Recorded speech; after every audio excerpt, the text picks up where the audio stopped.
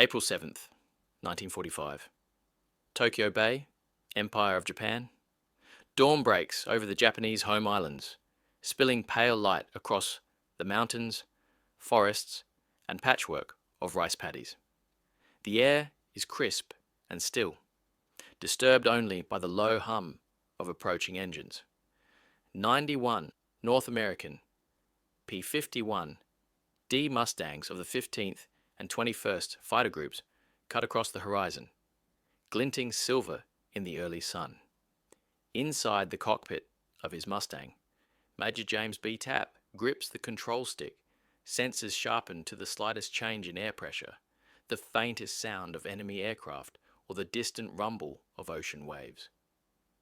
6 wing-mounted 0.50 caliber M2 Browning machine guns, loaded with armor-piercing incendiary rounds, stand ready to unleash a lethal storm of fire. Early P-51Ds carry 500 rounds for each inboard gun and 270 for each center and outboard gun, for a total of 2,800 rounds. Later, models optimized reliability with slightly reduced inboard loads, totaling 1,880 rounds, yet still enough to overwhelm enemy aircraft. Below, Mount Fuji rises majestically, its snow-capped peak piercing the soft morning haze, a natural navigation beacon for pilots who rely on visual cues as much as instruments. The sun casts elongated shadows over fields, villages, and installations, revealing landscapes that had rarely seen Allied aircraft. This mission is unprecedented.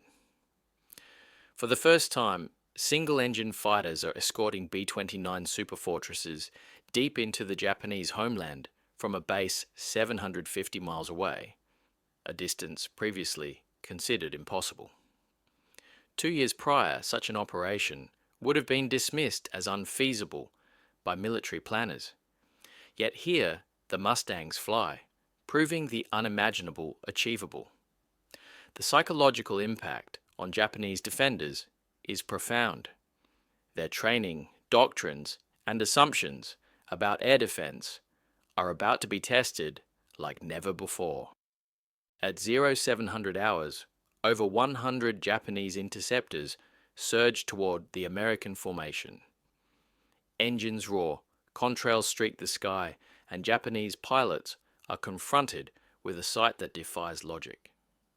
Single-engine fighters over Tokyo, their presence shattering prior assumptions. These are not limited-range carrier fighters, but land-based Army Air Force aircraft that have crossed 750 miles of open ocean. The implication is immediate and devastating. Japan's home skies are no longer a sanctuary. Leading the defense are Nakajima Ki-84 Hayates, codenamed Frank by Allied intelligence, Japan's fastest and most advanced fighters, supported by older Ki-43 Hayabusas, Ki-44 Shocks, Ki-61 Hyans, and naval N-1K2J Shidenkai. The Ki-84, under ideal conditions, could outclimb and outmaneuver both the P-51 and Republic P-47 Thunderbolt. Yet, the battlefield would soon reveal the limits of Japanese aviation, in contrast to American industrial and technological superiority. The P-51D Mustang had already earned its reputation in Europe, breaking the back of the Luftwaffe and making daylight bombing raids possible over Germany. Originally designed for Britain, the integration of the Rolls-Royce Merlin engine transformed the Mustang into a long-range escort fighter of unmatched capability. The collaboration was an exceptional marriage of American aerodynamics and British engine expertise, producing a high-performance aircraft that could maintain speed, maneuverability, and altitude under conditions that grounded other aircraft. The P-51D was powered by the Packard 5-1650-7, a license-built Merlin engine delivering 1,695 horsepower at takeoff and up to 1,720 horsepower in emergency war power. Its two-stage, two-speed supercharger allowed it to thrive at altitudes where Japanese engines struggled to maintain efficiency. The Mustang reached speeds of 440 miles per hour at 25,000 feet, could climb to nearly 42,000 feet, and wielded 6 wing-mounted 0.50 caliber M2 Browning machine guns. Firing at 800 rounds per minute, the Mustang unleashed 4,800 rounds per minute of concentrated firepower, each 46-gram incendiary round, capable of penetrating armor, igniting fuel, and destroying engines. By the end of 1944, Mustangs dominated the U.S. 8th Air Force, with 14 of 15 fighter squadrons flying the type. American production was staggering. North American aviation factories in Englewood, California, and Dallas, Texas, produced a Mustang every hour at peak output. By war's end, 15,586 Mustangs of all variants had been built, with the D model alone numbering 8,156, exceeding Japan's fighter production over the same period. The Mustang's long-range capability, enabling flights from Iwo Jima to Tokyo, was revolutionary. With dual 110-gallon drop tanks, round trips of 1,500 miles were routine, occasionally extending to 1,600 miles. Fuel efficiency was exceptional, consuming just 65 gallons per hour at cruise settings, and the laminar flow, wing reduced drag by 35% compared to conventional designs. Developed by Edgar Schmood, this wing maintained smooth airflow across more surface area, delaying turbulence and reducing parasitic drag, a stark contrast to the late-war Japanese Ki-84, which entered service too late and in too few numbers to impact the conflict meaningfully. The Ki-84, known as Gale, represented Japan's desperate bid to regain parity with high speed, agility, and formidable armament. Yet reality was sobering. 30mm cannons carried only 50 rounds, 20mm cannons 150, totaling just 400 rounds compared to the Mustang's 1,880. Powered by the Nakajima Hay-45 Homar 18-cylinder engine, the Ki-84 promised 2,000 horsepower at takeoff, but suffered from chronic maintenance and reliability issues due to war-induced material shortages, Allied bombing, and inexperienced crews. Landing gear collapsed, engines failed, and aircraft were lost to trivial causes in ways the American industrial machine could not replicate. Fuel shortages worsened matters. While American pilots flew high-octane, precision-formulated gasoline, Japanese aviators relied on 87-octane, sometimes 80-octane fuels, or improvised substitutes, such as pine root oil or alcohol from sweet potatoes. Engines sputtered, failed, or exploded mid-flight. Maintenance crews worked under extreme conditions, unable to preserve the aircraft effectively, resulting in a lower percentage of operational planes at any time. On April 7th, the Mustangs formed up with 100 3B-29 Superfortresses of the 73rd Bomb Wing. These massive bombers, each laden with incendiaries, were a target for Japanese interceptors. Captain Art Bridge of the 45th Fighter Squadron later recalled the scene. The bombers assembled in a grand circle, sunlight reflecting off their aluminum skins, resembling a school of silver fish cutting across the sky.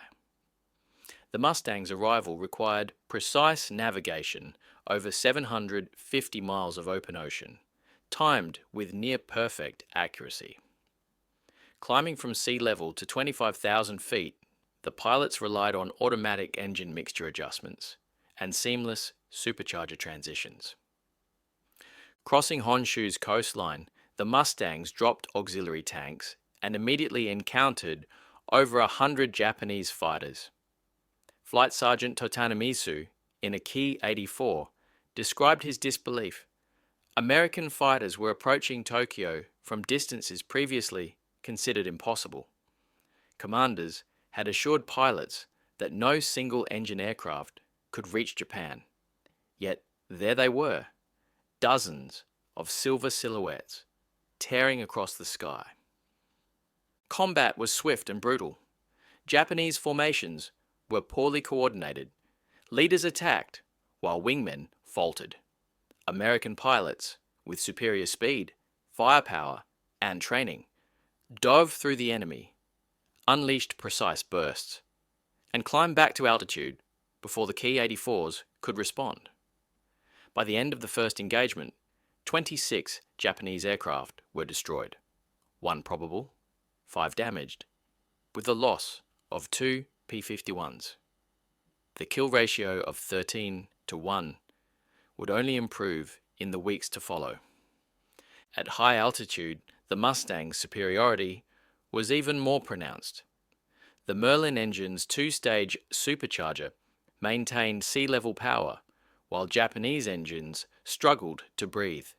At 30,000 feet, the Ki-84 barely achieved 350 miles per hour. The Mustang sustained 420 miles per hour. Control remained precise. Dive speeds approached 500 miles per hour, and the laminar flow wings maintained stability even in the transonic regime, whereas Japanese fighters faced control reversal or structural failure above 400 miles per hour. Training and experience further separated the combatants. American pilots averaged 400 to 600 flight hours, with extensive gunnery practice, formation flying, and instrument navigation. Japanese pilots entering combat in 1945 often had as little as 30 hours minimal practice and insufficient instrument training. Navigation alone over 1,500 miles of open ocean demanded immense skill, trust in instruments, and confidence in one's aircraft. American logistics provided unmatched support. Submarines patrolled along flight routes ready for rescue, while Dumbo PBY Catalina flying boats stood by to recover downed airmen. Japanese pilots had no such safety nets. Their maps were outdated, radios unreliable, and life rafts often leaked. Fuel and ammunition were scarce, grounding training flights and leaving new pilots ill-prepared. The psychological effect of American air dominance over Japan was profound. Japanese forces, civilians, and pilots recognized that distance no longer protected the home islands. Daily Mustang flights, precise navigation, and the presence of high-performance fighters shattered illusions of safety. Airfields were bombed with accuracy, industrial targets destroyed, and the myth of invulnerability was erased. By August 1945, Iwo Jima-based Mustangs were credited with 206 Japanese aircraft destroyed, though the actual number was likely higher. Fuel shortages, inexperienced pilots, and collapsing production had decimated the Japanese Air Force. The P-51D Mustang had fundamentally altered the strategic balance, combining technology, training, and logistics into a decisive instrument of air power. American industrial philosophy ensured uniform quality, predictable performance, and the capacity to replace losses. Japan could not match these standards. The Mustang's design, maintenance procedures, and pilot support created a system where aircraft were reliable, crews confident, and operations sustainable over extreme distances. Japanese aircraft, increasingly hand-built under resource constraints, suffered variable performance and chronic maintenance issues. The final missions over Japan demonstrated the cumulative effects of this disparity. By mid-August, most Japanese interceptors were grounded, fuel exhausted, pilots inexperienced, and aircraft often destroyed by B-29 raids. The last air combat missions revealed the collapse of organized Japanese air power. On August 14, 1945, Lieutenant Jerry Yellin and Second Lieutenant Philip Schlamberg flew the final American combat sortie, encountering sporadic anti-aircraft fire, but virtually no enemy aircraft. Schlamberg was shot down, becoming the last American combat death of the war, while Japanese fighter opposition had all but ceased to exist. The mathematics of air war were clear. P-51D Mustangs with 6 reliable machine guns, long range, high speed, and superior handling, rendered Japan defenseless against daylight raids. The Ki-84 Hayate, despite theoretical performance and pilot courage, could not overcome systemic disadvantages in numbers, reliability, and pilot training. American industrial might, expressed through the P-51, had achieved what naval blockades and island-hopping campaigns could not: complete control of the Japanese skies. The appearance of P-51s over Tokyo was not just a tactical event, it was a demonstration of industrial supremacy. Aircraft flew 1,500-mile missions, arriving with fuel to engage for hours, returning safely to base. The air war over Japan exemplified the principle that superior technology, combined with massive production and robust logistics, equaled strategic victory.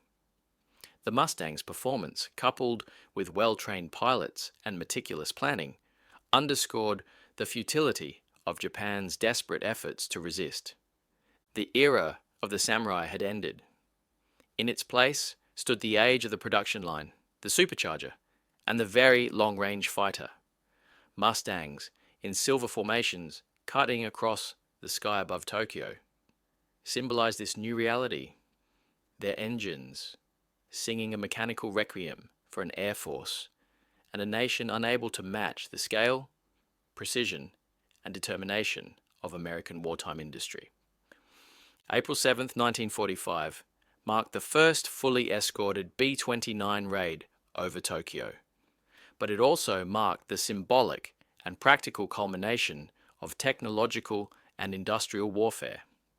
For Japanese pilots, the sight of single-engine fighters arriving from hundreds of miles away revealed that the rules of engagement had changed irrevocably.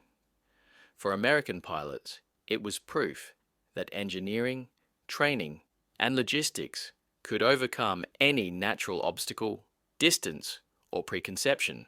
The P-51D Mustang was no longer just a fighter. It was a decisive instrument of strategic air power, and its legacy would endure long after the war's end.